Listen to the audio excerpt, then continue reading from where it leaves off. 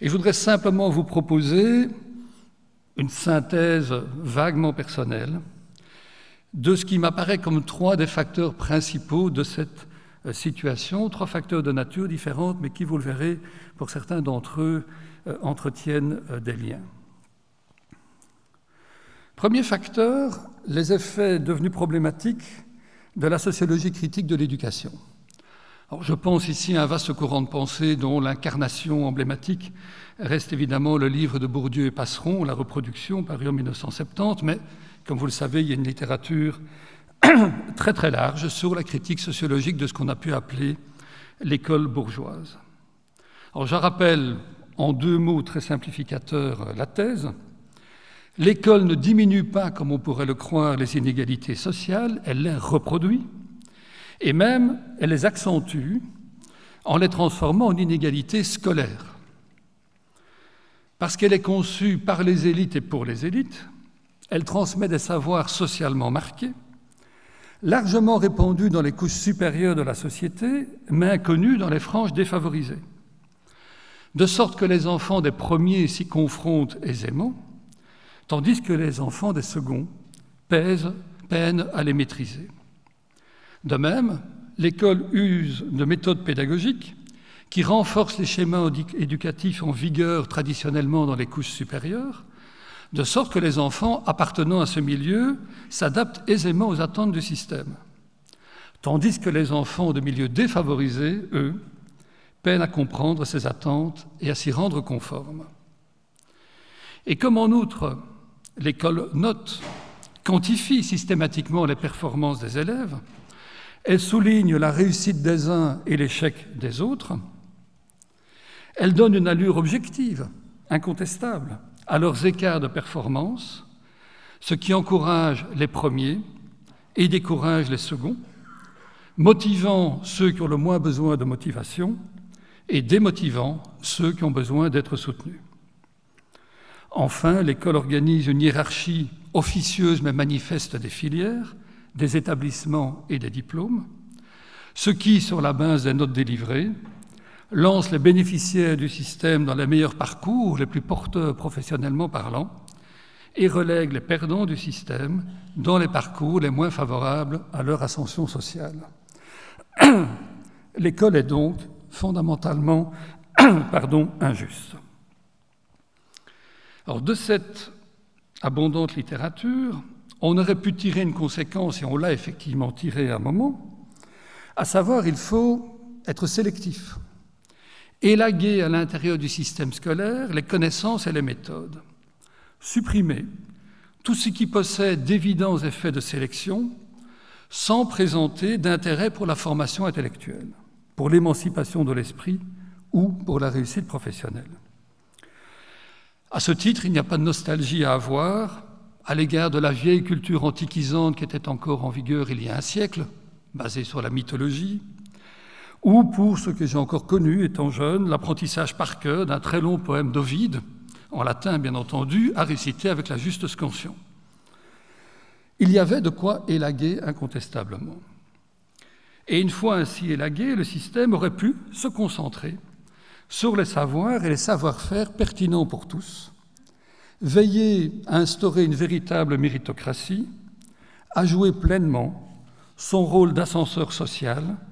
en cherchant à conduire tous les élèves à la culture et aux compétences les plus développées. En théorie, le système scolaire est à même de produire de la justice et non de l'injustice, comme il en a d'ailleurs apporté la preuve avec l'instauration de l'enseignement obligatoire. Il a sorti des générations entières de l'illettrisme ou d'un très faible niveau culturel, et Bourdieu lui-même était convaincu qu'une bonne organisation devait permettre à l'école de jouer un rôle compensateur des inégalités et non un rôle reproducteur. Le problème est qu'au fil du temps, on a tiré largement,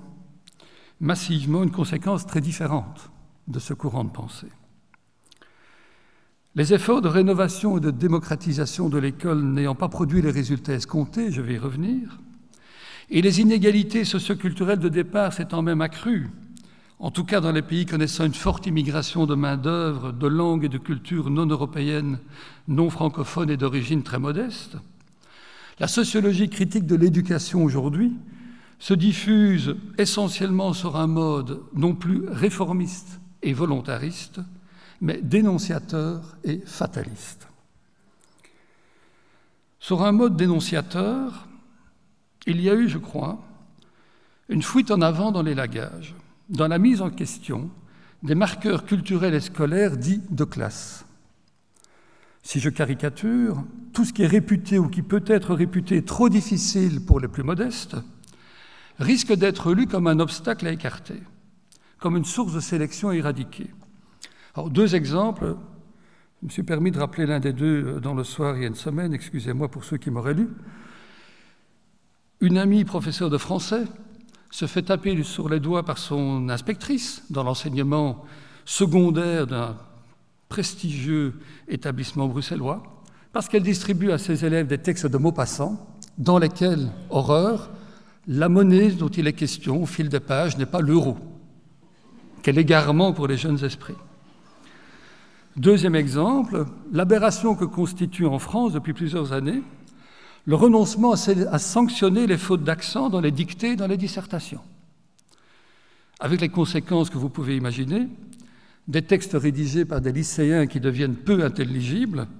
et aussi leur incapacité à comprendre des textes difficiles en s'appuyant sur la ponctuation pour bien repérer la signification, la portée, la nature exacte d'un mot. Pour le dire, et j'y viens dans les termes plus synthétiques de Jean-Pierre Terrail, la réforme de l'école était fondée sur la volonté de ne pas fragiliser les élèves les moins favorisés, et dès lors, on a contourné, on a différé l'inéluctable confrontation à l'abstraction de la culture écrite et des disciplines scientifiques. Ce faisant, l'école a voulu s'adapter au manque présumé des enfants des classes populaires, au lieu de mobiliser leurs ressources intellectuelles pour essayer de combler l'écart qui les sépare, culturellement parlant, des héritiers issus des classes supérieures. Voilà pour le mode dénonciateur selon lequel on lit aujourd'hui une certaine école bourdieusienne. Le mode fataliste prend, me semble-t-il, la forme suivante. Le corps enseignant, les pédagogues, les responsables politiques et surtout les élèves eux-mêmes ont intériorisé souvent cette idée d'une reproduction inévitable des inégalités, d'une fatalité pesant sur les enfants de l'immigration ou des couches populaires, puisque tout le monde sait que l'école n'est pas faite pour eux, ou qu'ils ne sont pas faits pour l'école, qu'elle n'est pas de leur monde, de leur bord.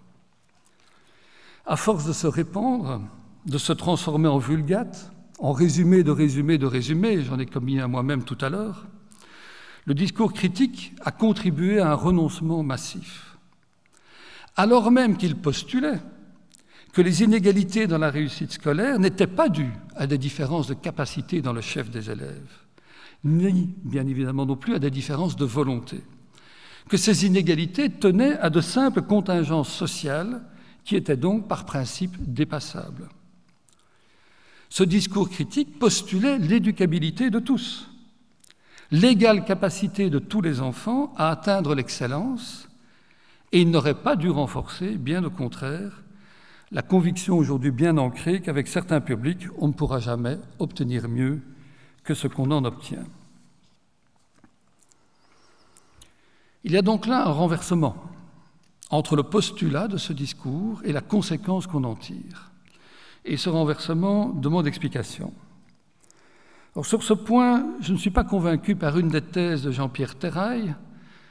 Je ne pense pas que les nouvelles classes moyennes, et en particulier les salariés instruits du secteur des services, je le cite, identifient spontanément les classes populaires à l'absence d'instruction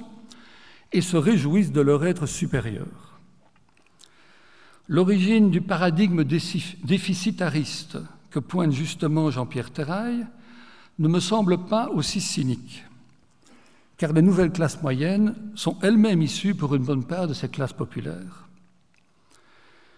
J'aurais plutôt tendance à chercher l'explication de ce paradigme déficitariste dans une autre thèse de Jean-Pierre Terrail, celle que j'esquissais tout à l'heure, la décision de réformer l'école, d'en éradiquer les savoirs et les méthodes aux effets socialement sélectifs, n'a pas débouché sur les résultats escomptés, ce qui a enclenché un véritable cercle vicieux. On a progressé, on a liquidé des obstacles inutiles, mais on a aussi, selon toute apparence, renoncé à des ambitions nécessaires, à des savoirs et à des exigences auxquels les enfants des classes populaires devaient se frotter pour pouvoir combler leur handicap socio-culturel de départ, pour avoir une chance de suivre le train des plus favorisés dans un système hiérarchisé. Je cite ici Stella Baruch commentant Jean-Pierre Terrail. « Donner moins à ceux qui ont moins laisse ces enfants sans recours, là où d'autres vivent dans un milieu qui les porte et qui les aide à surmonter, fût-ce artificiellement, la difficulté d'un cursus ou d'un examen requis pour continuer sur la voie de la réussite. »